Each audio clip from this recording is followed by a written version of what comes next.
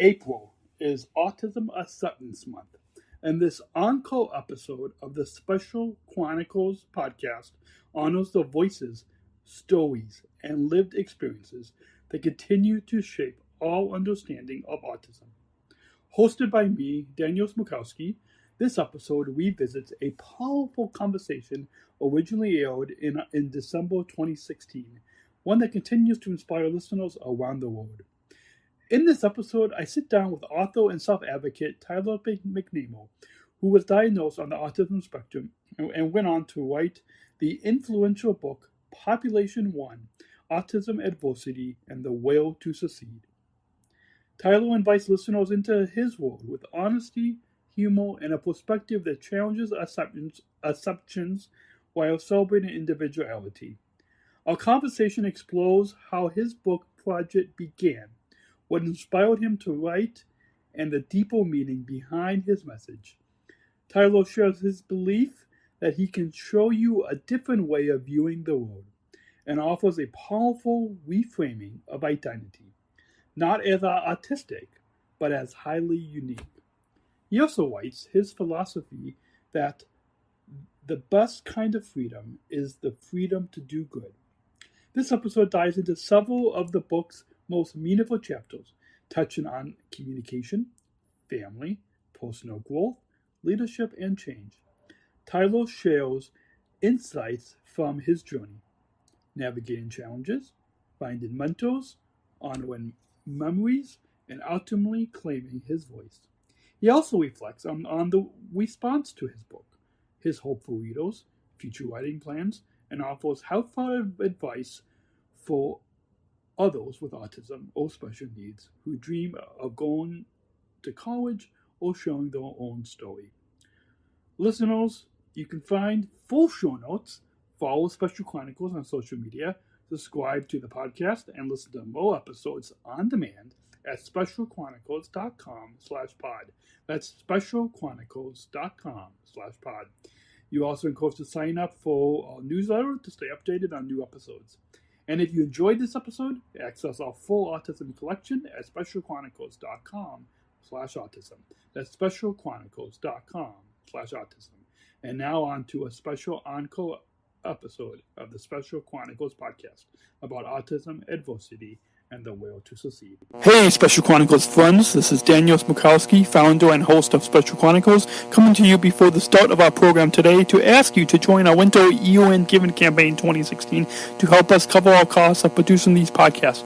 Your tax-deductible donation can help us bring you new podcasts each week that will inspire and uplift you. We thank you in advance for your generous support of our mission at Special Chronicles. You can give your gift today at specialchronicles.com/given. That's specialchronicles.com/given. And now let's hear from one listener, Darren, who talks about the impact Special Chronicles brings to our community. Special Chronicles is a wonderful platform for people with special attributes to share their amazing stories. It is inspiring and uplifting for me to hear from people from all around the nation about their great accomplishments. Keep doing what you're doing. Continue to give this wonderful community a place to share their successes and voice what is important to them. My name is Tyler McNamer, and I am from Seattle, Washington. And you are listening to Special Chronicles Podcast, giving respect and voice to people with special needs. This is Special Chronicles, giving respect and a voice to people with special needs. This episode 207 is brought to you by listeners like you. Please go to specialchronicles.com/given. That's specialchronicles.com/given, and help us in our Window UN Giving campaign. And we thank you for your generous support. And this week on Special Chronicles, we sit down with author Tyler McNamer, author of the book Population 1, Autism Adversity and the Will to Succeed. All that and much more is coming up next right now on the Special Chronicles Podcast show on specialchronicles.com. I shudder thinking how the world can be so cruel. I lend my voice to those who can't. It's time we try, it's time we care, it's time we stand. It starts with a voice. You're listening to the Special Chronicles Podcast. This is a show where we're podcasting disability or disability stories from an insider's perspective, and we are giving a voice to people with special needs. Good morning, good afternoon, good evening, and welcome back to the Special Chronicles Podcast show. My name is Daniel, and I am your host and founder of Special Chronicles. So good to be back behind the mic. So good that you all are joining us. However you found out about Special Chronicles, we are so glad and thankful that you are here, and we're so happy that today we had an opportunity to sit down for a lengthy but an awesome, very great conversation with Tyler McNamer, who is an author. He also is diagnosed on the autism spectrum, and he wrote a book back when he was in high school called Population 1, Autism, Adversity, and the Will to Succeed, Discover Disability, Change into Extraordinary Ability. And like I shared with Tyler at the beginning of our conversation that you'll hear in just a bit, that you will hear in just a moment, I discovered Tyler's book just on one of my social media feeds. It was an ad on one of my social media feeds, and that's how I discovered this book. So I reached out, got in touch with him, and the result is what you are hearing right now. Is our conversation with Tyler McNamer. It's a pretty little lengthy one, so we're not going to have anything else on the show. But I just want to share right now. If you want to share your feedback about anything that Tyler talks about on the show today, please email us anytime. feedback@specialchronicles.com. That's feedback@specialchronicles.com, or reach out to us on social media at Special Chronicles on Facebook, or at Special C Podcast, on Instagram or Twitter. And you can follow me anywhere at Podman Dan, PODMANDAN, at Podman Dan on Instagram, Facebook, Twitter, or Snapchat of what I'm doing off air and behind the scenes. So all that is you can get in touch with us, and we've got tons more exciting content for you guys coming in the coming weeks. But I'd like to share with you a little intro trailer that Tyler has for his book Population 1, and you can find and purchase his book Population at population1.com. And we're going to try to bring to you a hold on.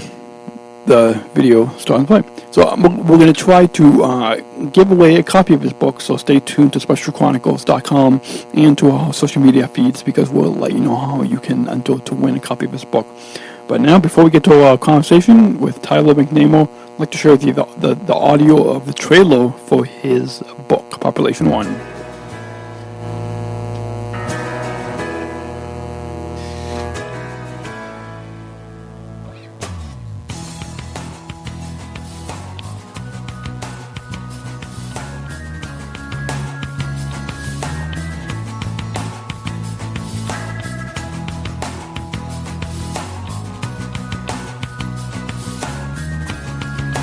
Population 1 is a book. It's very unique. It's extraordinary. It's written in a voice of someone that has autism. And that insight into the autistic mind is something that I think is profound. And I think it really is the beginning of opening up a whole new understanding for many people that have autism and other unique abilities.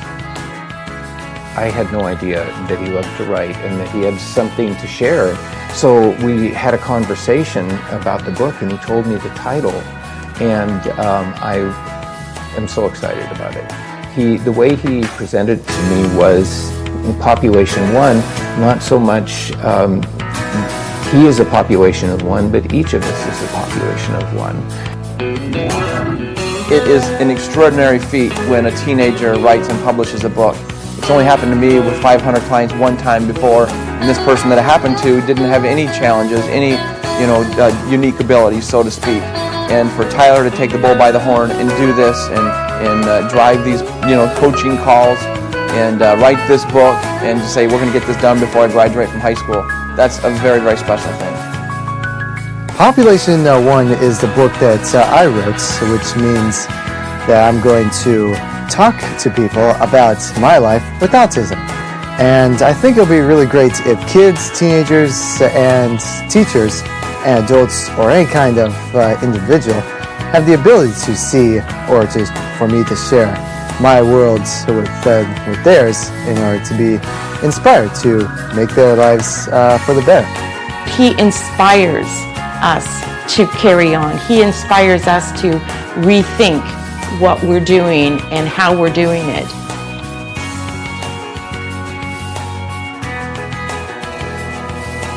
So your chance to be part of something amazing. I look forward to you being part of this amazing project. And and you can see the world through my eyes, through Tyler's eyes, by buying Population One now at population1.com. And now, without further ado, let's kick our conversation off with author Tyler McNamer, author of the book Population One: Autism, Adversity, and the Will to Succeed. Right here on the Special Chronicles, exclusively on the Special Chronicles podcast show on specialchronicles.com. Oh yeah, there's a bumper there somewhere, I don't know. So now let's get a conversation with author Tyler McNamer, author of the book Population One: Autism, Adversity, and the Will to Succeed, exclusively right here, right now on the Special Chronicles podcast show on specialchronicles.com.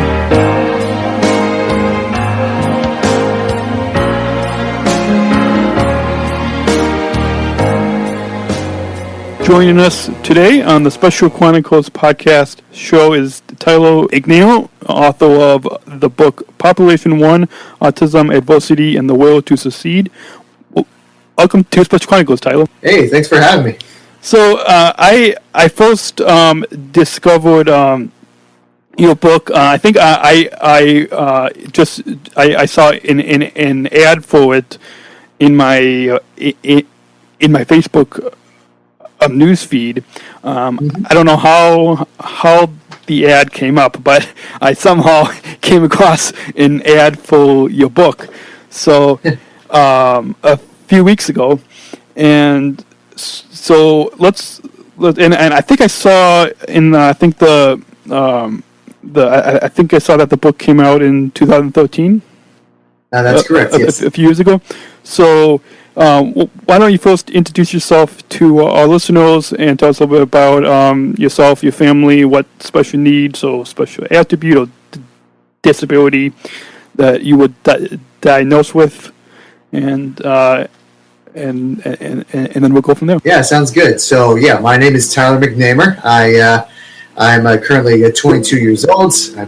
I started writing the book at age 18 during my high school years.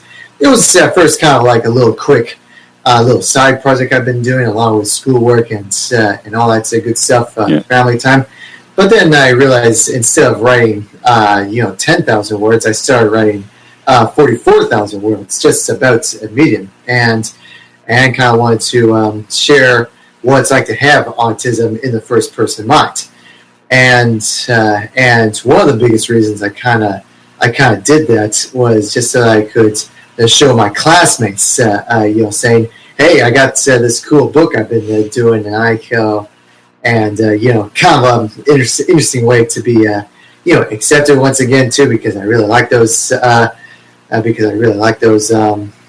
classmates, and I kind of did that project just to in a way kind of be accepted. Sounds kind of funny, right? But but that was just one of my major motivations and such. Neat. And my goal was to publish the book before I graduate, but the major problem is that it was a week late after I graduate. So I was major bummed, saying, "Oh man, I didn't get a chance to show off my book with my classmates and teachers and all that kind of stuff." But then after that, I've been selling bookstores and Amazons, and I was getting close to selling about but just about 20,000 copies worldwide. Neat. Yeah. I was diagnosed with learning disabilities, and kind of the same thing of why you wrote your book that I'm holding in my hands. Our listeners can't see this because it's just audio. But one of the reasons why I started this whole podcast and media network here at Special Chronicles was kind of the same thing, so people could understand me and understand other people like yourself. So can you tell us a little bit about what you are studying in college and where you're going to college now, and what year you are? Is this your first year? Well, actually, I've been kind of dilly-dallying with a bunch of classes recently. I'm not really actually in a college, school or anything like that. I've been taking college classes. Yeah. So later, after I graduated from high school, I went to this place called Westtown Tech, where they could show different, things that people can do, such as hospitality and tourism and computer design engineering. I kind of did those two, and a special third one, which is construction trades. That was more like a summer school kind of stuff. Yeah. And then after that, I took another college course now, which is over at Birmingham College. And the classes I took were photography and screenwriting. Yeah. I kind of wanted to try a little bit more to expand the whole writing gig, so I decided to try screenwriting just to see how it's all about. Yeah. And it's interesting because the professor, he said that screenwriting is one of the hardest forms of literature. Hardest form of writing. Yeah. It's like painting with words, that kind of stuff too. Yeah. And Professor Aaron Drain, he's actually done the whole gig too. Writing a book and doing screenplays and even close to directing his own little flick, which is called Fear Clank. That's like his thing that he likes to do too. So those are the kind of stuff I've been kind of doing, screenwriting, photography, just for fun, just to keep me a little bit busy while I work on the book. Signing and shipping them out and such. Yeah. Neat. So how did this book get started? You said that you started it when you were in high school and when you were 18.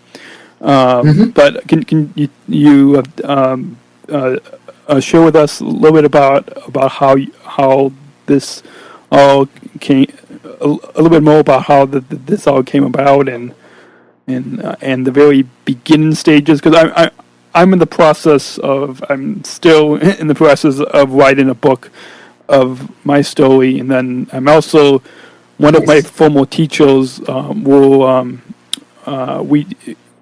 went on a last-minute trip to Tennessee to a concert a couple weeks ago, and we're in the process of trying to co-author a book about full circle inclusion. But so I'm in the process of kind of two things in the middle of a whole bunch of other stuff. But kind of take us back to the beginning process of when you first started coming up with the idea of the book, and kind of how did that all come about?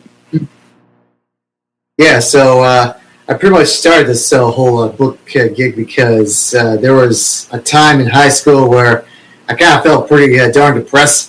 I feel like that I don't belong and all that kind of stuff. I feel like an outsider, that kind of stuff. Even my elementary school kids who I used to grow up with, now grown up, they don't really treat me as an equal as much today as treat me as, hey, someone with autism, you got to talk really slowly and such. And I didn't really quite like that too much too. So, it was the whole thing about, depression and feeling like I'm alone. I always have to hide in a corner, even, hide under desk, believe it or not. I was such a character back then.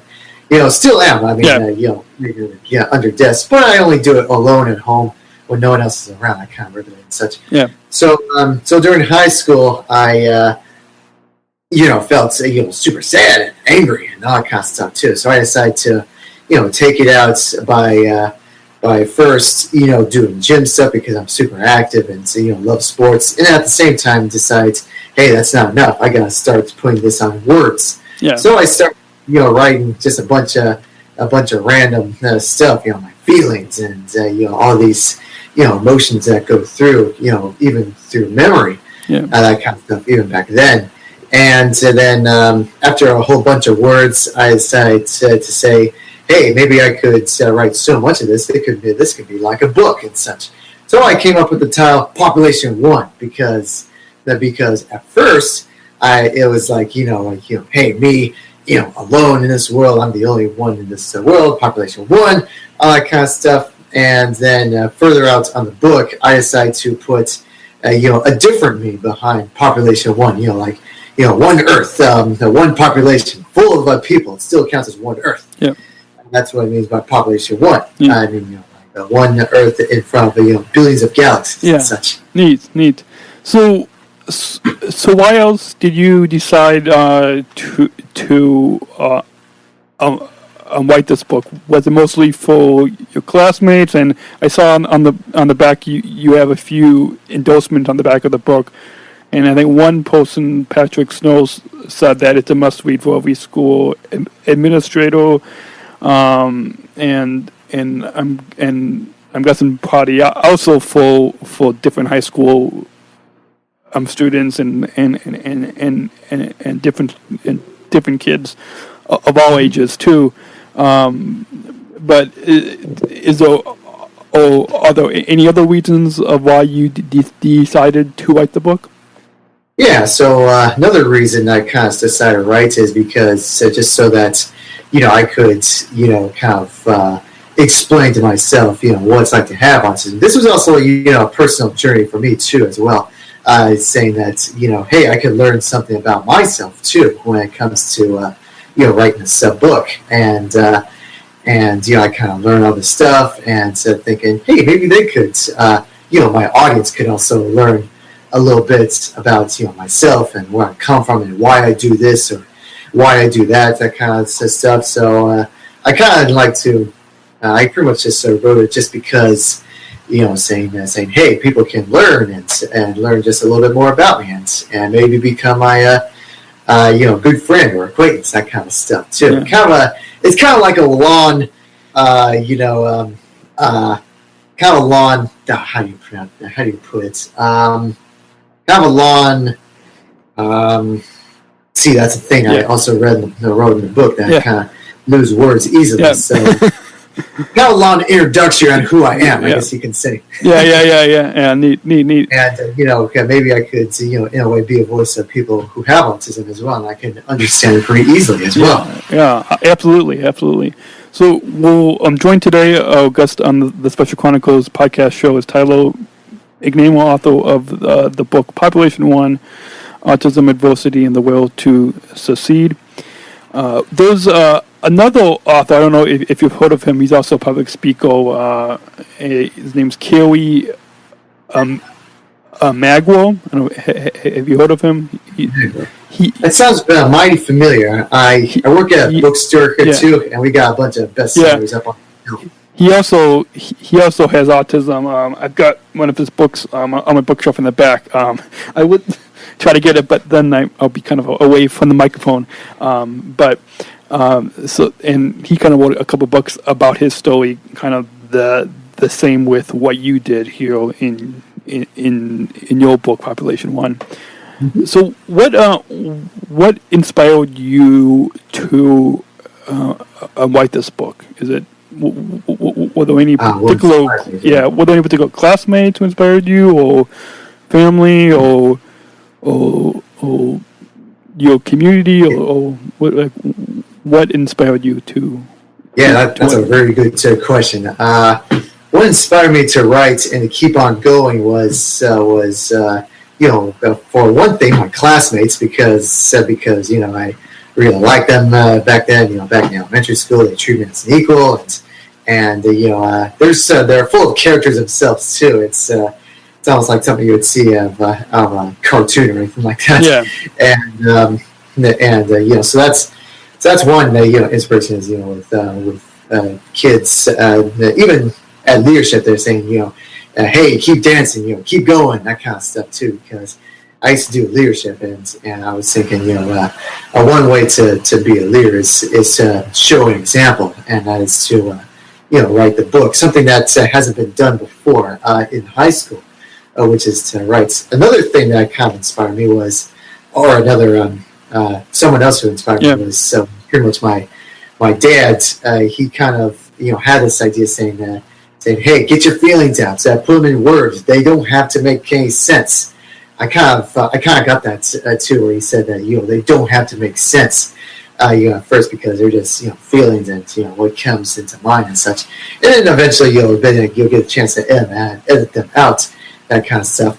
And ultimately, my mom, she I pretty much live with her pretty much most of the time. She's like, her house is my house, and so I live with her more often. She gives me the most emotional support and stuff. And my dad, he knows the whole business gig and stuff too. Yeah. My mom, she doesn't really quite know as much. She just she always says, I'm just the mom.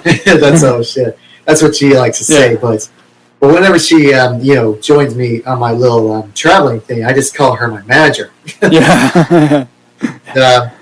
And so those are pretty much the three main people that kind of inspired me to write the book. Is my classmates, and my dad and my mom too. My teachers, though, too, super helpful too. They always help me. Yeah, I saw that in the I think in the somewhere in the beginning of the book. I think in was it acknowledgements? What? I think it was the acknowledgements. Yeah. That part. Yeah, you mentioned some of your teachers there. Yeah. Quick story, by the way, too, is that when I was in first and second grade, I had a teacher named Miss Murray or Mrs. Murray, and I used to have her on first grade, and then she really liked me so much that she wanted to have me to be in her class for the second grade. Yeah.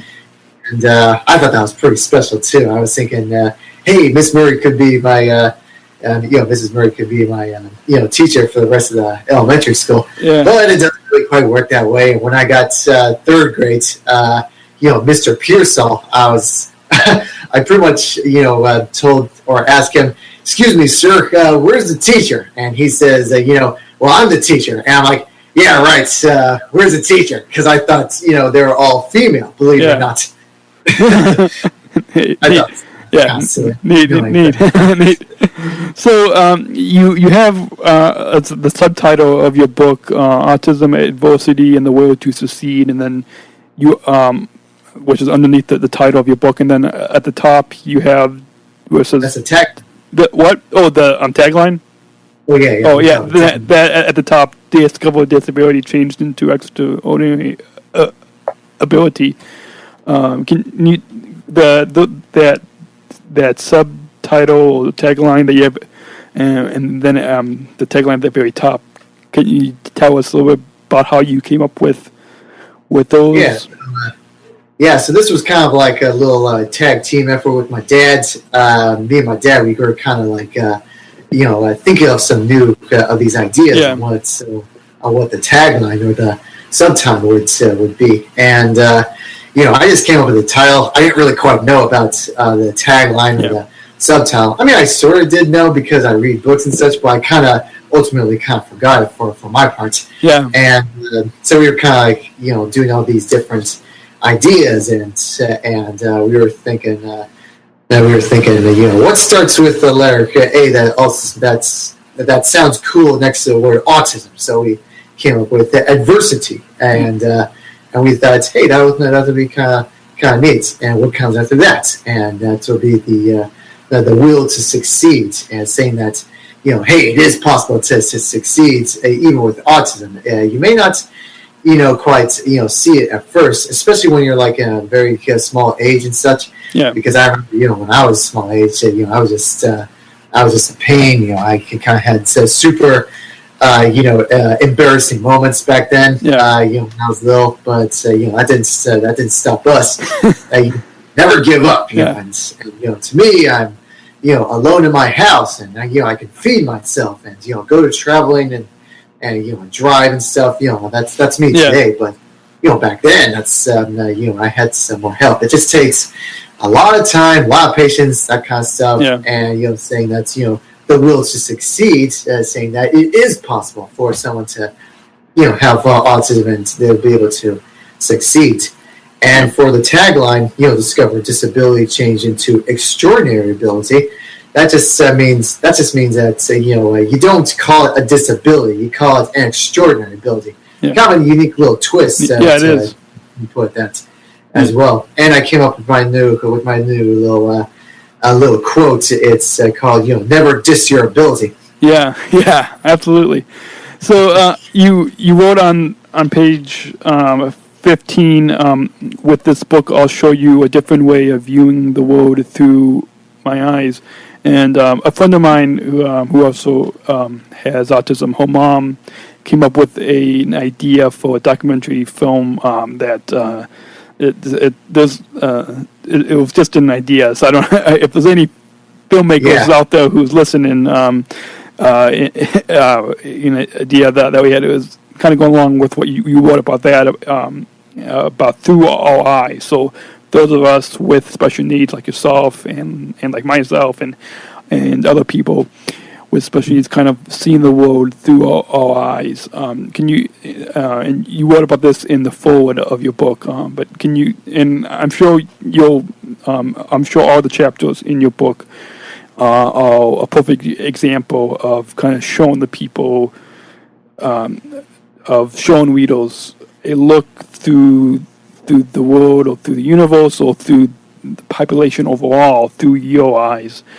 So can you kind of talk about what you kind of meant about that phrase and that line that you wrote? Yeah, sure. So first of all, that's a little idea that you and your friend had. It's a great idea. I think it sounds great. And back in screenwriting class, Mr. Aaron Drain, he's been all the film industry, and every time there's like an idea could come up and such, he just calls it in development. Which is fancy way of saying a great idea. Could happen. It's called in development. But back to the question with the eyes is that for the first chapter in the forwards, I kind of like the whole theme of like galaxies and universe and stars.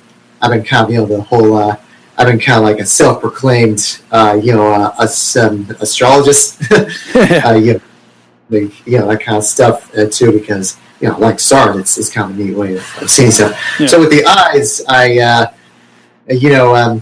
take for example like a cartoon character, right?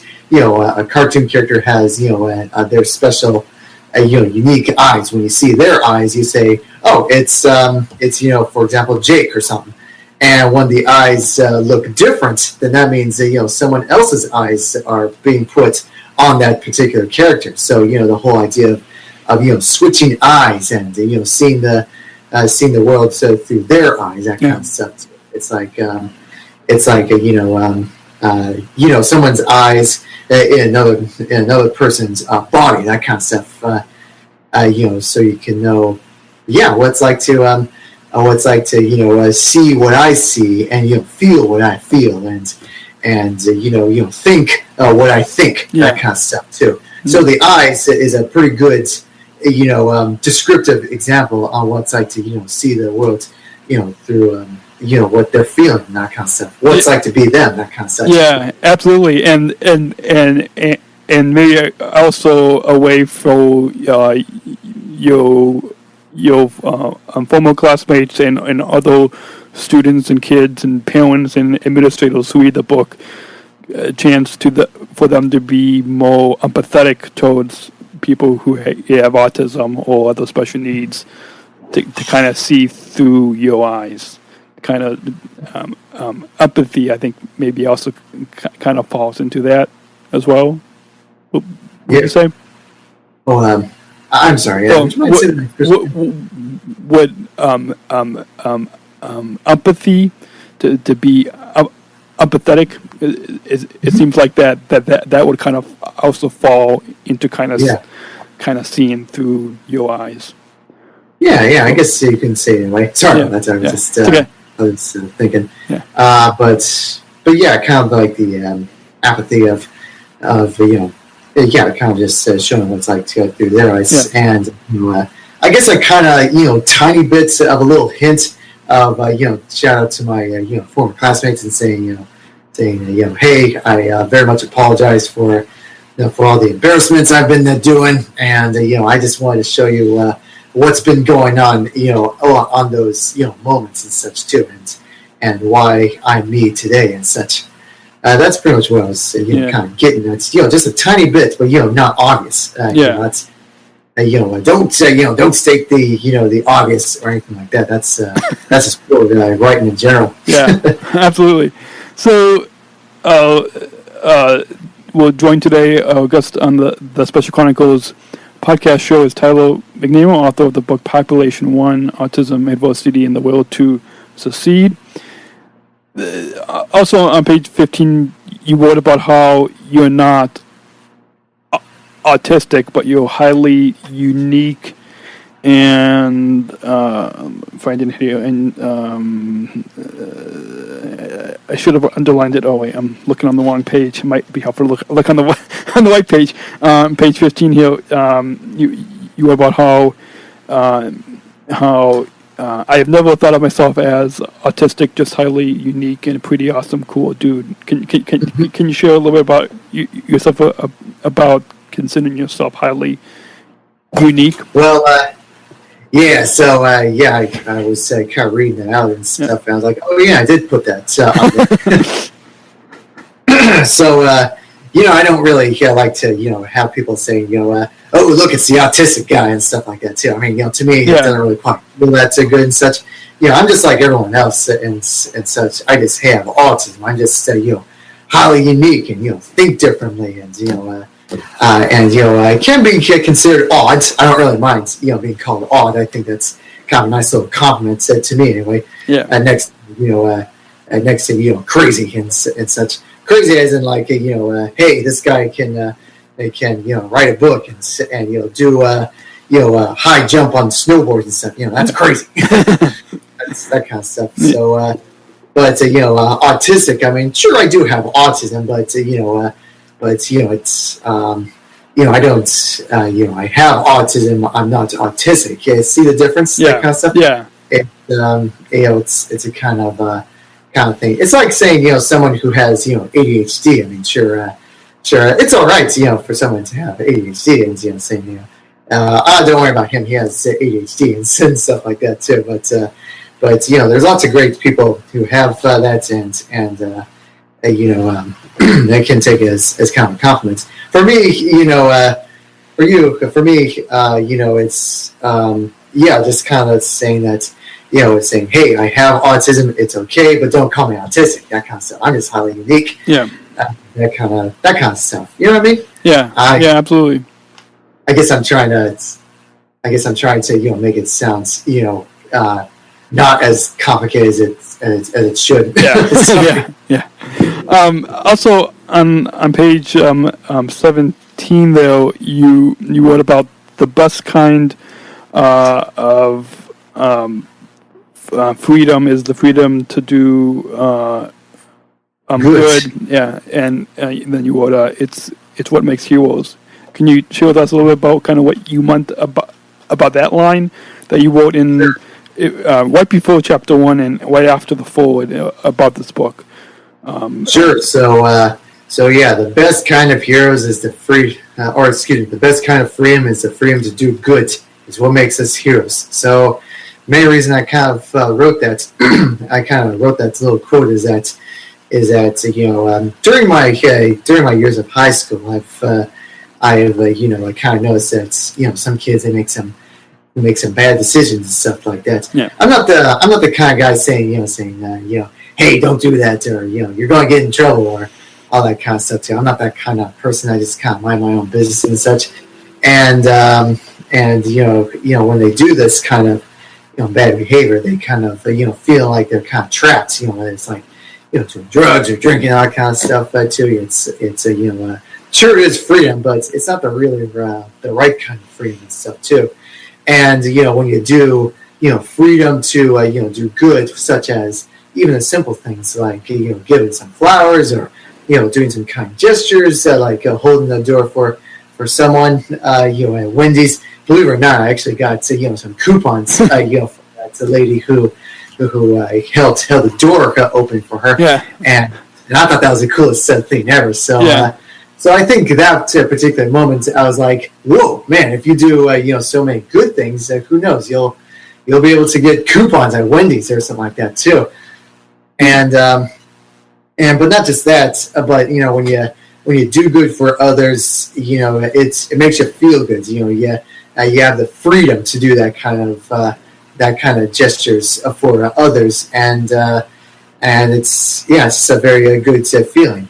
And one thing that my mom and I, we were working on is that we would do just about anything, but with good intentions and stuff too. Say, for example, you go over to the to the stadium at high school, and you give off the school spirit, and seniors and freshmen, we don't really get along as much, or so they say. But I was a freshman, and they were the seniors, and I kind of wanted to show off my utmost the great school spirit, and that is shouting "Go!" They say Spartans, and I was dancing and cheering and shouting, cheering on for the team, and the seniors, they really like that. So what this freshman can do too.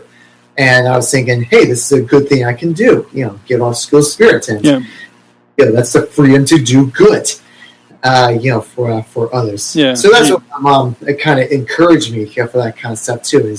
Is you can do just about anything, but with good intentions. Yeah. My dad kind of mistakenly took it, saying, hey, do whatever you want and all kind of stuff too. But that's not true. That's not entirely true.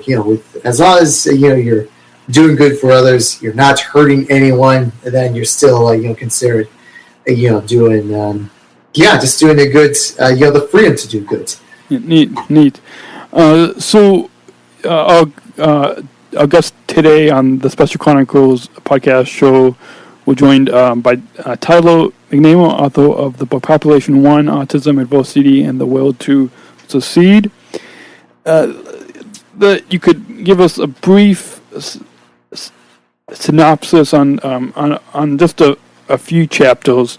So the first chapter you wrote is about Welcome to My World, and you talked a little bit about at the beginning of the program today about kind of why you titled the book the way you did, and you talk a little bit about that in chapter 1. But that maybe you could kind of give us just a brief idea of what readers can expect when they read chapter 1, and a lot what I like about the book that again I'm still reading, but that I think maybe it will appeal to a lot of students and a lot of people is that the chapters, even though there's 50 chapters in the book, that they're short, so it's a easy read for a lot of people.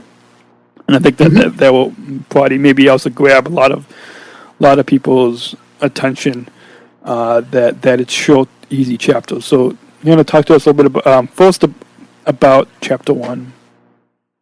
Yeah. So for chapter 1, I kind of had a lot of fun with this one. This was like my first little thing. This was my first little idea that I had where I was going with this. So the first chapter, I pretty much just I wanted to do something that's like fantasy, but relatable at the same time. I mean, to me, I really like writing something that's fictional and fantasy. Something that's like an idea based on reality and such. So for the first chapter, I kind of did this mix of astrology and space, all that kind of stuff, and just to kind of explain why I kind of titled Population 1 is that well, hey, why is this person called Population 1? Is it because it's this person alone, or is it something else? Why does he call it Population 1? Why is it not Population 1 and counting? Yeah. I can joke around with that title for a bit, but for the first chapter, I kind of just said one world, one universe, Population 1. And saying that everyone kind of has their own little little worlds. Like if their favorite color is red, they have a red world. Or if they're I even put dreams, saying that dreams are like shooting stars that go around their worlds. If their dreams came true, they become moons that orbit around their worlds. Yeah. So I kind of just like to toy around with the fiction, based on what's been going on. Who I see as peoples, they kind of represent as worlds, and when the worlds collide, one person gets to be in someone's world, and they become a population. Neat. So everyone is kind of the same way when it comes to population one. Yeah. Is that all of us is a world, and they can choose to be in our worlds anytime they feel like it. Neat. So then, and I'm just going to touch on just a few chapters, not because we would be here for a long time if we talked about every chapter. So just a few chapters. But so then chapter 3, you talk about communication and kind of the way when you were a kid of introducing yourself and asking people what their name is, and then you I think you wrote towards the end of the chapter about how later on you learned that there was different ways of communicating, like I think you mentioned sign language with the way that people use their hands to communicate. Can you talk to us a little bit about again, give us a brief synopsis of this chapter on communication that you wrote? Sure, absolutely. One quick thing I want to mention is that one of my favorite chapters on the book is chapter 48, and it's something to do with ice cream. Wait, what? Ice cream? Why does he put ice cream on that too? Well, there's this thing about it, but anyway, once you read through it, you'll be pretty surprised on why I kind of like this chapter, and that involves ice cream. So back to your question, with the and 48 is titled the big event. The big event. Yeah, it's called the big event. Pretty exciting time, I should say.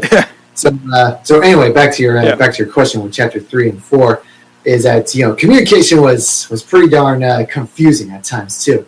I really quite understand what everyone was talking about. So I get anxiety or kind of stimulus when people are talking. It's like stop talking. I don't know what you're talking about. It's all kind of strange and confusing at times too and such. And I didn't really quite form full on words until I was like 5 and such. Actually, I didn't really quite start talking when I was 5 too, because I was just mostly a reader. I actually learned how to read before I could actually speak. I understood the words. It's just I couldn't really quite, as well. It's interestingly is that a bunch of adults, they think they kind of thought that, I don't know if he's really understanding what we're saying, but I understood what they were saying. I just really couldn't show that I'm kind of understanding as well. So by the time I started speaking at age 5, I got pretty darn excited. I was saying I was kind of thinking, oh man, I can speak. I can actually make my own voice and stuff like that. And a bunch of times I was just talking full on gibberish. I didn't really quite know what I was saying. All I knew is that I was excited to speak and to talk. And for the thing about the hands, the hand movements and such too, and sign language, it wasn't really quite sign language. But my uncle, he's really good at sign language too. All that stuff. The thing with the hands, I kind of just focus my eyesight on those hands too. It's like oh, this person's probably painting a picture with these hands and such too. And so I was kind of mostly pay attention to those. Is like, am I focusing on the hands or am I focusing on the voice? That kind of stuff too. Even today, sometimes I kind of tend to look at the hands more often than the voices too. It's like, okay, this is what's going on and such, and I always thought it was like some sort of a picture being painted when it comes to those hands and different forms of communication as well. Yeah, neat. So you wrote then in chapter 11 about when you first discovered autism, and so can you share with us a little bit about that chapter now, and then kind of tie that into maybe when you were first diagnosed with autism, and if or maybe it wasn't related to chapter 11 about discovering autism. Yeah, so discovering autism was definitely a journey for me because at first, I was put into these like testing facilities. I'm not really quite sure what they're called, but kind of like these tests where you organize puzzle pieces and figure out shapes and numbers and patterns, all that kind of stuff too. I thought they were kind of fun because they give me something to do. It's like, all right, some more head tests, bring them all in. I didn't really quite know what those tests was about. I thought we were playing games and such like that. And I believe I was diagnosed at age 10 or 11, I believe. But before then, I kind of knew that something was extremely off. Something was very odd about how I was treated and stuff. But too, like sit at the green corner, or in kindergarten, or hey, don't stand on top of desks, or we're going to roll you up into a taco, so you get rid of all this unnecessary stimulus during school. I knew there was something a little different because, well, hey, why aren't the other kids doing that kind of stuff too? Yeah. So I was kind of diagnosed at autism at age, probably around 10, 11, 13 areas, something like that. And at first I was just kind of angry. It's like autism, man, that's kind of ridiculous. That's I don't have autism. What are you guys talking about? And it was kind of a big change for me too, because I didn't know what was going on until then. And at first when I could discover autism, it was kind of a little hassle getting used to it and stuff too. I tried to hide it as best I could, but it fails. And then ultimately when I was like age 15 or something like that too, more in my teenhood, I kind of just learned to accept it and try to figure out how to use that label to my ultimate advantage. When it comes to thinking things differently. Absolutely. So our guest today on the Special Chronicles Podcast show, we're joined by Tyler McNamer, author of the book Population 1, Autism, Adversity, and the Will to Succeed. In chapter 12 here, you wrote about I hate divorce. Divorce. And my parents also all divorced as well. Mm-hmm. I'm just like your parents, and my dad likes business type stuff, just like your dad. Can you share this maybe just briefly, not too much, but just kind of briefly about why you included this chapter in your book? Yeah. So very briefly, I kind of just decided to put I hate divorce in the book because I kind of want to show off what it feels like during that time and what's been going on ever since then. Sure, I mean a divorce is hard. Don't get me wrong. I mean, it's the worst thing that can ever happen, and I just wanted to show what it's like from my perspective, because I have autism, to show why did this happen? What was my feelings? That kind of stuff too. It was one of the hardest chapters to write, and saying hey, I'll be strong, and I'll definitely tell you through and through. Neat. So then, in chapter 17, you wrote about the growth or the growth of the invisible boy, and it kind of seems like that might somewhat kind of along the lines of, you said when you discovered autism, how it was a journey for you. So I don't know if this chapter 17 related to when you wrote about discovering autism and the journey that you went on. But it might not be. It might not even be related. But can you kind of talk a little bit about this chapter now, 17, growth of the so the growth of the invisible boy. I kind of just exaggerated a little bit on that chapter, title idea. I still kind of like it. I'm keeping it. So, growth of the invisible boy is basically about as the years go on, elementary school, intermediate, middle, and high, you become a bit more invisible each time you're at school. You feel like you're forgotten, that kind of stuff. When it comes to your classmates and such. And back in elementary school, I was into teachers' lounge every so often, for like some treats or to get like blankets or anything like that too. And they would say, okay, we're going to put you in the cloak of invisibility. So pretend that you're invisible too, because we don't allow students in our place. And I thought that was kind of fun too, saying, hey, I'm invisible and all that kind of stuff. Yeah. And then in the book, I kind of just, said that, I feel like that cloak is starting to be more of a reality as years go on when I'm in school and such. As years go on, the visibility starts to grow, that kind of stuff. Yeah. Neat. And it wasn't until, I was age 18 that, the cloak of invisibility was more of a Harry Potter reference. And I was like, oh, is that where they got it from? Oh, I thought that was made up the whole time. Yeah, neat. You mentioned a few times throughout your book in a few different chapters some articles that you wrote for your high school newspaper, and when I was my high school didn't have a newspaper, but in college we had a newspaper, and actually now I'm an award-winning columnist on special needs issues in just a small local newspaper.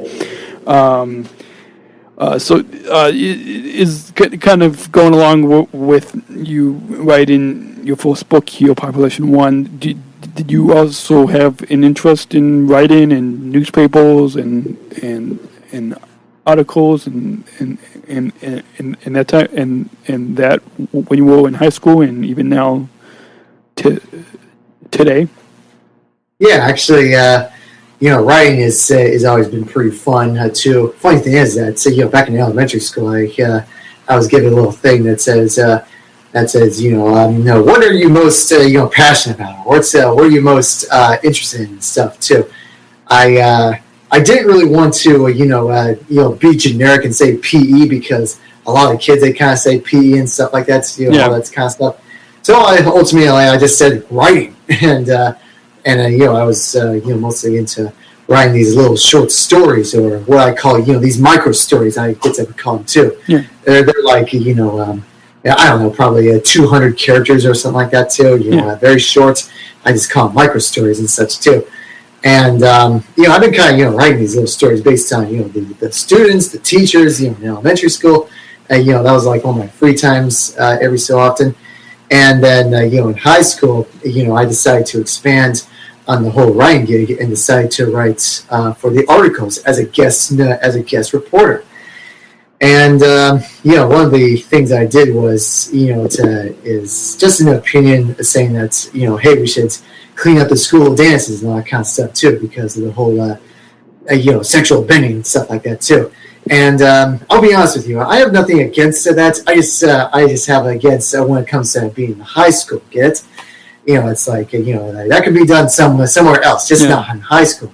So I kind of had the courage to kind of saying, hey, let's clean up the school dances and stuff too, because this is high school. You can save it for someone else and stuff like that too. Yeah, it's on the book. I kind of wrote that little article too, describing what I said, exact detail.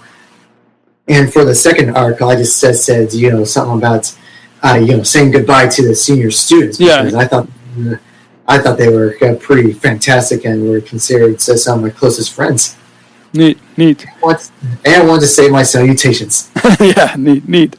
So kind of go along with writing and media, kind of along with that same somewhat along the same lines. In chapter 26, you wrote about your media mentors. Can you tell us a little bit about this chapter of kind of what you meant by your media mentors in chapter 26? Oh, yeah. Media mentors. Yeah. Well, one thing I kind of like to say is that, media mentors is that a lot of people, they like to take things, from different sorts of media, whether it's like, movies or TVs or books and stuff like that. Most people, they tend to, get, information from that kind of stuff too, especially, when it comes to someone who has autism too. I ever heard of this thing called, Life Animated? Very popular, a popular book that just turned into a documentary too. So, this was before I discovered, Life Animated, and I figured, saying that, hey, people who look at media, they like to, take whatever is on there, and then, kind of just perform it in real life. And for media mentors, I kind of just said that, people, they sometimes, could go into media a lot too. I'm not saying there's anything bad about it too. But sometimes, that kind of puts something on the lines of sometimes they can be your greatest tool if you use it a certain way. Yeah, neat. So that's what we kind of put on medias. Neat. What's the name of that film you said? Oh, film and book. It's called Life Animated. It's a great documentary. I think you might get a kick out of it. Life Animate, you said? Yeah, Life Animate. And what it's about is that I read the book first before watching the documentary too. It's great stuff. Both are great. So what it's about is that this kid, he grew up, and when he was like 4 years old, I think he was diagnosed with autism, and he was able to speak through these Disney movies and such. And the first thing that he starts to say was just your voice, which was a scene from The Little Mermaid. Yeah. And the parents were thrilled because they're like, oh my goodness, he started talking once again too. And they think, hey, he could do it. They could do it, through animation too, because that's like his world, and he was able to speak through this animation. What goes on in his mind and stuff. Even when he's going out of the house, he plays the scene from Bambi where his mother gets killed, and Bambi's all alone, and same goes for him, being all alone in his apartment. That's what he kind of feels like in that kind of situation. In a way, he kind of talks through animation, that kind of stuff. Yeah, he does talk in general, but that's like a powerful tool for him to speak is with these animations. So again, the name of that film you said is Life, and Animate. Yeah, so animated. Animated.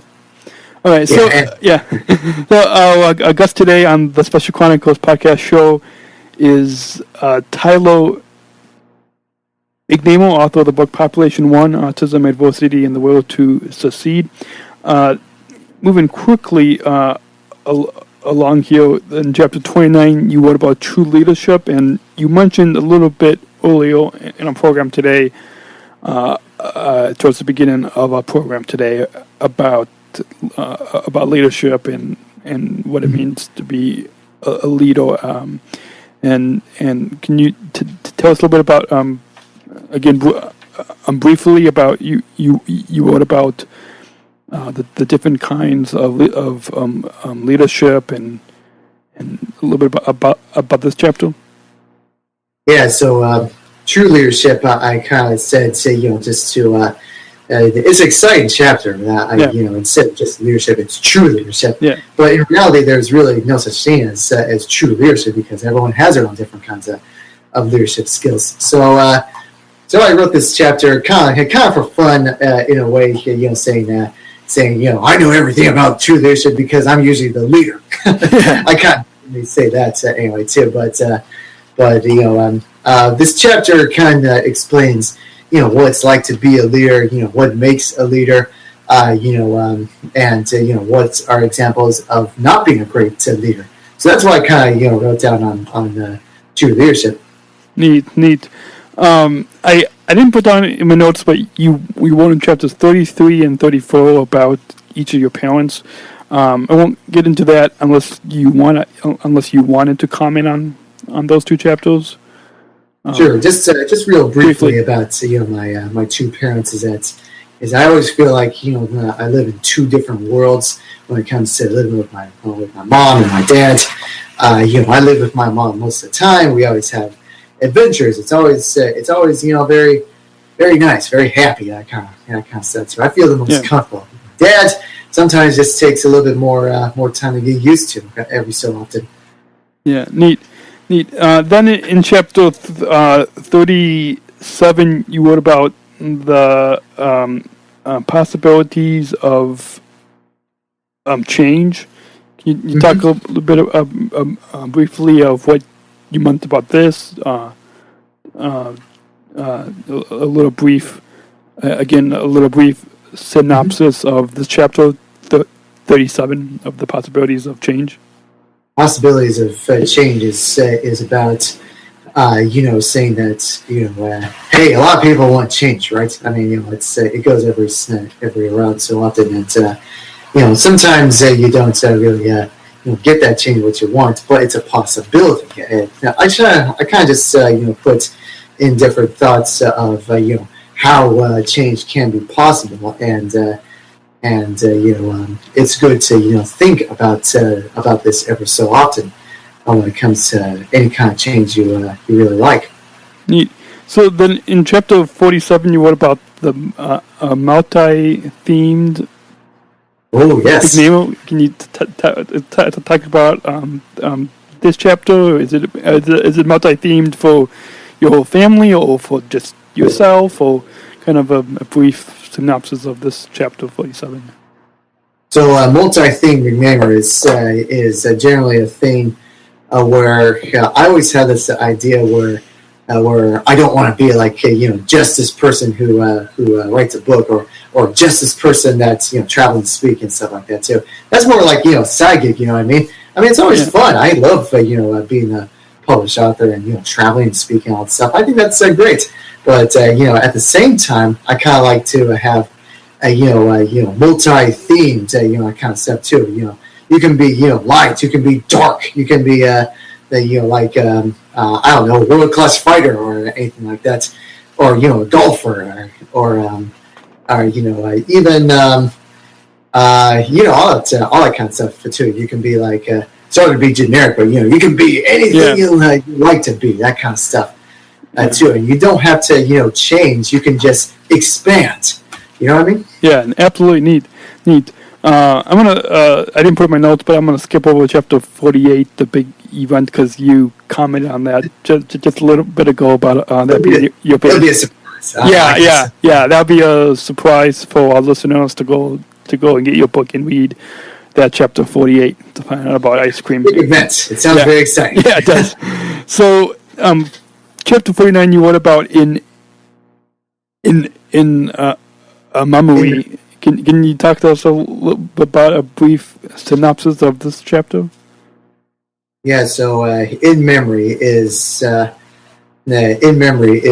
basically about what goes on through a mind's head when they think back. For me, thinking back is always kind of upsetting to me. I'll be honest, but thinking back, it happens every so often, and and to me, it's kind of like a training exercise on you think back, but you don't necessarily have to feel down about it too. So in memory means that a lot of people, I've kind of noticed this being a kind of thing with people with autism, is that whenever they think back, they always try to punish themselves too, because they feel like they were being a bad kid or anything like that. Yeah, it's pretty sad. I mean, don't get me wrong, I've been there. Even today, every so often, I think back, I'm like, oh man, that was definitely a big no-no. I wish I could just turn back in time and all that kind of stuff. This could have been different, that kind of such. So in memory is basically how to view the past. How you could change, but you can't. But at the same time, it'll be more of a learning experience, and it can be a positive experience at the same time. Neat, absolutely. So our guest today on the Special Chronicles podcast show is Tyler McNamer, the author of the book Population 1, Autism, Adversity, and the Will to Succeed. And finally, in chapter 50, you entitled "I Have a Name," you wrote at the beginning. You wrote the names McNamer, Tyler McNamer. I was told that I'm gifted and I was born to do incredible things, and then you go on, of course, in there. And it kind of sounds kind of like back to what you mentioned at the beginning of our program today, or at least you mentioned in the beginning of the book, I believe in chapter 1, about introducing yourself. You wrote somewhere in the beginning in the beginning of the book, but can you give us a brief synopsis of this last chapter 50? I Have a Name. So the last chapter was I Have a Name, and I kind of played on the name quite a bit, with my last name. It's McNamer, MC Namer. And so, I kind of play around with that too, and, for a while. And I figured, for the last chapter, it would be kind of a neat little ending saying, I have a name, that kind of stuff too. Originally, believe it or not, I wanted to end the book by just saying Tyler McNamer. But then after reading that, I figured that sounds kind of a little weird. So I'll just say, my name's Tyler McNamer. What's yours? So I'm kind of, just addressing to the audience. What's your name? Who are you? That kind of stuff. Neat. And saying that, hey, we're not so different, you and I, even if we have autism or not. Yeah. So that's what I was kind of going for the last chapter. Neat. So you mentioned that one of your favorite chapters again is chapter 48, the big event about ice cream. But is there any other chapters that we didn't talk about in the program today?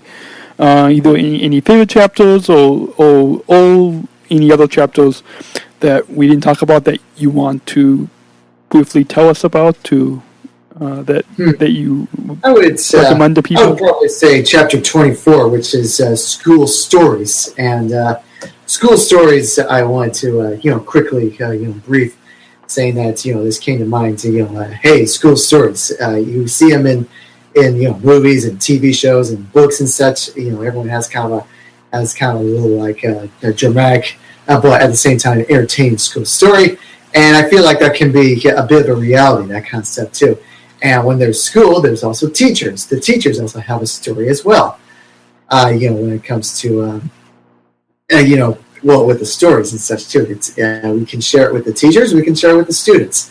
So I kind of, put that there because I kind of, it sounds kind of silly. I feel like, school felt like, my entire life, with, friendships and, learning lessons, all that kind of stuff too. It felt like a second or third home if you count my mom and dad's home. Yeah. And saying school stories, it can be an exciting experience. Neat. So, any other chapters that you want to comment on to share with our listeners, or? I would like to comment. One more chapter I'd like to point out is chapter 25, which is called the Rainbow Seed. Neat. So the Rainbow Seed was an actual story I wrote when I was in the third grade.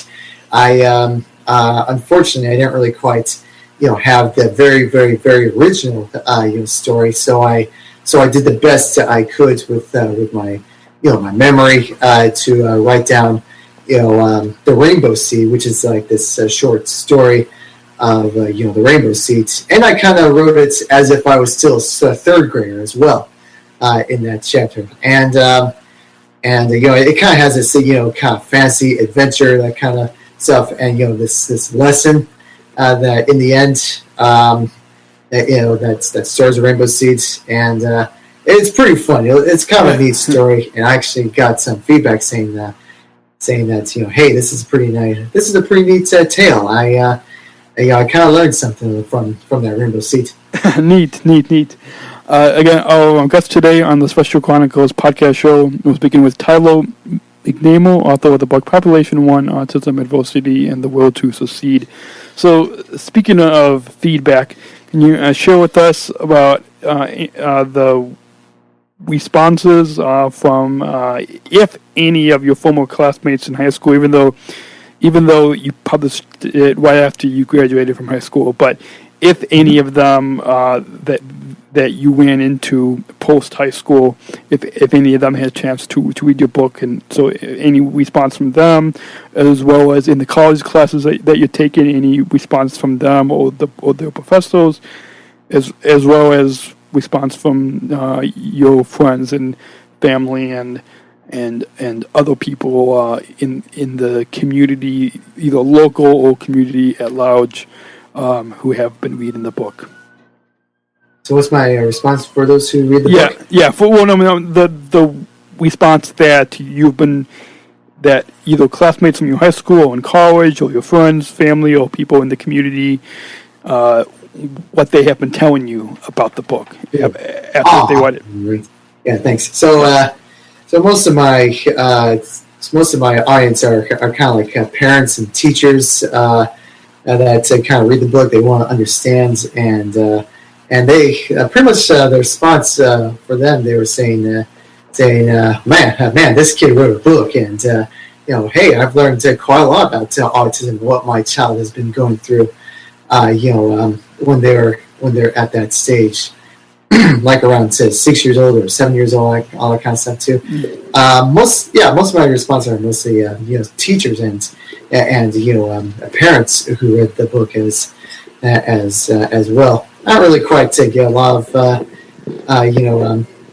peers, my age as well, as students as well. Even though I kind of wrote this book as short chapters too, so it's easy to read, too, right? But I don't really mind. So as long as there's an audience, that's all right with me. So, so absolutely. So the response has been pretty positive. I was very pleased, very surprised, that kind of stuff too. That people really enjoyed my book too. Neat. And I very much thank them for reading and get a chance to understand what it's like, and I'm thankful for, and I'm able to help. Understand a little bit more. Neat. And shed a little light into the whole autism spectrum. Absolutely, yeah, and being thankful kind of ties in with just this past week we celebrated here in the U.S. Thanksgiving, so that ties in with that most recent holiday. So you often in public speaking, which I'm sure kind of with this book you've probably done some public speaking at either bookstores or schools or different events, and as a public speaker myself, you hear a lot about having an elevator speech. So like if you're in the elevator for a short amount of time, like 1 or 2 minutes, or to kind of be able to give a speech in the amount of time that you will stand in an elevator. So if you were in an elevator with a copy of your book, can you share with us maybe an elevator pitch for your book? If you're in an elevator with someone, either they have autism or they know someone in their life who has autism, or maybe they have no connection to the autism or special needs community at all, what type of elevator pitch will you give them to pick up a copy of your book? Sure, I'll do the best I can. So my book, my book is about autism. It's I'm 22 years old. My name's Tyler McNamer. I wrote this book explaining what it's like to have autism in the first person view. Autism can be defined in a lot of different ways, and everyone has their own different kind of experience on what it's like to have autism. I like to share a little bit of my perspective on what it's like to have autism, And I think you might be pleasantly surprised on what's like to have it, and maybe you could relate if you have autism or not. We are very much at the point where we're not looking for a cure for autism, but we're looking for ways to accept it as a whole. Awesome. I might even use that elevator pitch as a promo for this podcast program. That's what we call it now. Yeah. to get people to listen and to read your book as well. So, do you have any plans to write a second book, or third book, or fourth book, or fifth book, or either a second and additional books after this one? Well, I am kind of working on the second book. I decided to do a little new way of starting it. I'm going to start writing down the chapter ideas. It's all going to be 50 once again, which makes it a total balance of 100 chapters. So this second book is going to be called Joining Population 1, and the subtitle would be Autism, Tribulation, and the Will to Thrive. And the reason why I kind of call it that is because I kind of like the letter T, so I kind of like to use it more often. And for the tagline, I'm still kind of working on that. So that's kind of like a hard thing I'm kind of working on. Yeah.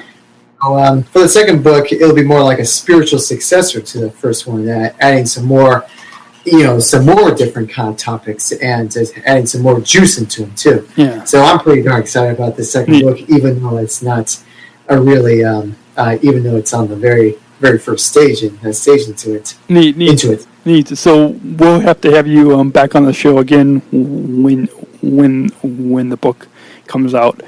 Looking forward to it. And are you planning? You said you're only in the beginning stages of your second book, but are you planning to have that book out in 2 or 3 years from now, or do you not have a particular deadline to have the second book? Well, my deadline was before graduation, and that was only a week late. For your second book, I mean. Yeah, I know. Yeah, that was a week late. When it comes to deadlines, for the second book, usually deadlines kind of scare me a little bit too, because it's all about doing best you can, doing your own time. Yeah. But if I were to put a deadline, I would probably say about a year and a half, I would say, or probably 2 years. I kind of forgot how long it took for it to get fully published. Yeah.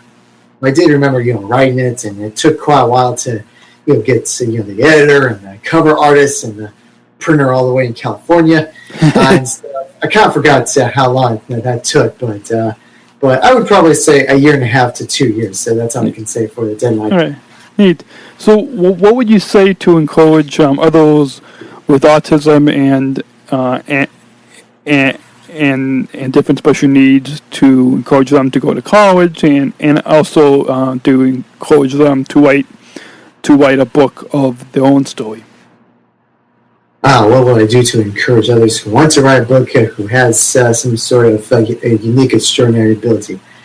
Well, my message would be to them is that writing a book is incredibly easy. And the only hard part is to get it in written form. The manuscript is always a hard part. So my tip to you is that if you love music, make sure you listen to music while you write. So, get your thoughts into ideas, and get those ideas into written form. They don't have to make sense. Every so often, just type away, just write away, that kind of stuff. Because when you look at the stuff that you've written, you can probably mix it up and put them into written form. What do you mean? What do you want to connect to the writers too? And ultimately is that hey, anyone can write a book. Just anyone. The only hard part is a written manuscript form. And if you can do that, then you're already ahead of the ballgame. Neat. So, again, our guest today on the Special Chronicles Podcast show, speaking with Tyler McNamer, the author of the book Population 1, Autism, Adversity, and the Will to Succeed. So,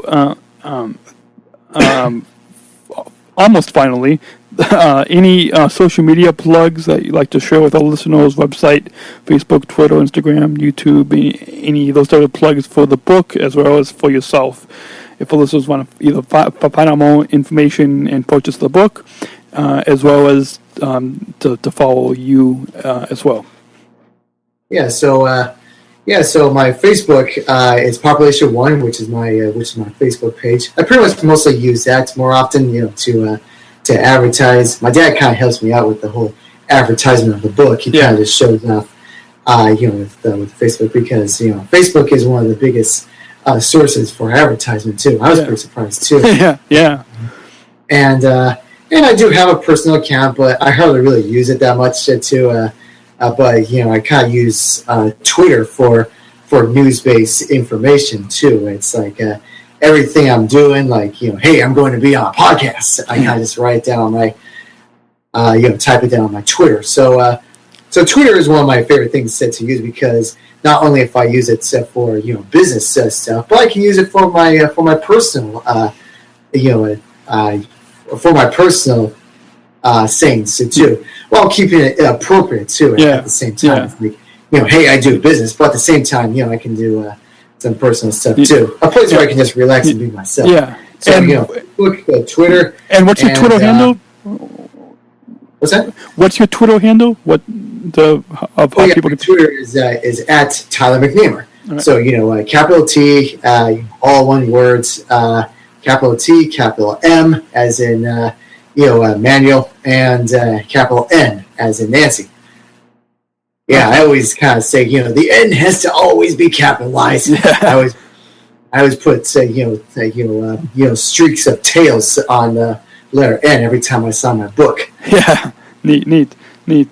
And any other social media and website links? Instagram, YouTube. I should probably use social media more often, but I guess I could say I have Tumblr, Tyler McNamer, all lowercase, and Instagram, Tyler McNamer, all lowercase.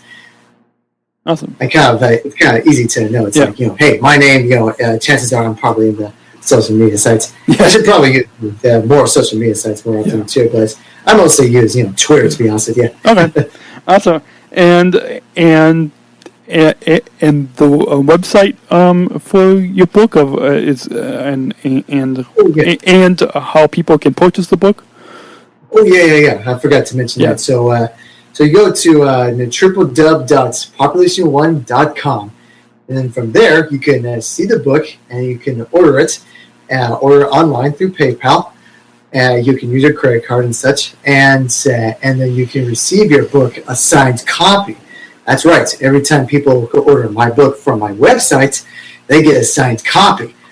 So every day I check my infusion stuff, saying whoever ordered my book, they get like a little signed copy. To Daryl, Autism Works, and then I write my name, Population One.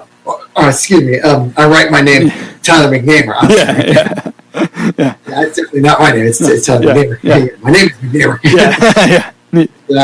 So signed copy. It's like a little extra bonus. So think of it as a little, exclusive, purchase. Because you don't really quite get that on Amazon. No. So, and are you also on YouTube or any other places, or is it just mostly Twitter and Facebook and Instagram? Well, and the website. My dad, he kind of just does a whole YouTube kind of stuff too. He's under Jody McNamer. That's his little YouTube thing. So Jody, Jody McNamer. That's where he does mostly. His business stuff. All right. Because he's an all-time businessman. He does business training. He does real estate. Super good at what he does, and he kind of posts some of my public speaking engagements too as well. Okay, awesome. I have thoughts of doing YouTube stuff and Daily Motion. I kind of wanted to do both, just to share. And such, but for me, I try to figure out what's a good first video, that kind of stuff. Yeah. And so I have really no major plans for that at the moment, too. I mean, ultimately I'll have YouTube account, but to share some share some animations or some tips and how to do interviews, what's the thing? Oh yeah, public speaking engagements too. Yeah. But I'll do that in the meantime. It'll come out eventually. Yeah, absolutely. Yeah, and with Gmail, you automatically have a YouTube channel, so I'm sure that would be easy to set up in the future when you do. Do you have any final thoughts on our overall time together today that you'd like to share with our listeners? Well, I gotta say that being a podcast is serves joy. I just want to thank you for interviewing me. I thought you did a fine, good job. I did have a good time doing this interview, and I thought it's good stuff. I'm glad I get to get my voice heard, and I hear stuff about my book. I hope that your listeners will enjoy the book when they purchase a copy. And looking forward to do more podcasts in the future. Awesome. So, like to thank you. I was gonna. Anyway, I lost my train of thought though. Thank you again, Tyler, for taking the time to come on the Special Chronicles podcast show. Yeah, absolutely. Thank you for inviting me. I hope that you enjoyed hearing our conversation with Tyler McNamer, our exclusive conversation with Tyler McNamer, author of the book Population 1, Autism, Diversity, and the World to Succeed. And make sure that you stay tuned for how you can enter to win a copy of his book, Population 1. And make sure that you also purchase a copy for you and your front this holiday season. Don't go away. We're right back. As I said, we're back. That was a quick break, but make sure that you purchase a copy of his book for you and a friend this holiday season at population1.com, and stay tuned to find out how you can enter to win a copy of his book. And I hope you guys all enjoyed our conversation, and we will be back next week with another exciting episode of the Special Chronicles podcast show. I hope you guys all have a wonderful Christmas and New Year and holiday season. Please help again to support us, specialchronicles.com/given, specialchronicles.com/given. And we thank you for your generous support. And reach out to us anytime, feedback@specialchronicles.com, or on social media on our Facebook or Instagram or Twitter pages as well. Thanks. Until next time, take care and God bless. We'll see you around. Special Chronicles, giving respect and a voice to people with special needs. Not to have insult Tyler's interview right here, but delete these words right here. My name is Tyler McNamer, and I am from Seattle, Washington. And you are listening to Special Chronicles Podcast, giving respect. Scratch that. I need to do that over again. Blah, blah, blah.